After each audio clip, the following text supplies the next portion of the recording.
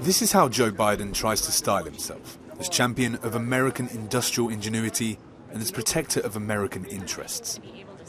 But it's creating serious friction with his European allies.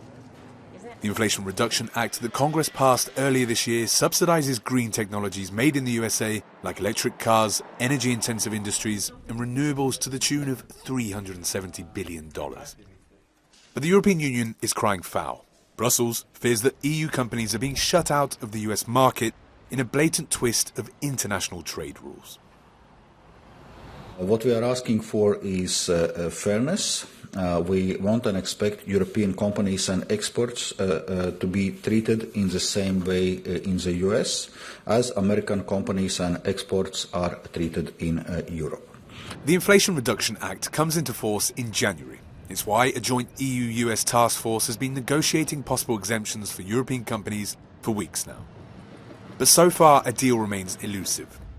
Experts are more than skeptical that a compromise can be found, given that the US has long thrown free trade principles overboard, and Europe isn't in the strongest of positions. The last thing we want to do right now, the dumbest thing we can do, is to start a trade war, because we're in a weak position. That's simply the reality. I think there could be a case in a targeted, limited manner to allow a more lenient use of subsidies, public subsidies, towards the green transition, to ensure that it happens as soon as possible and to ensure that European businesses are able to fully compete.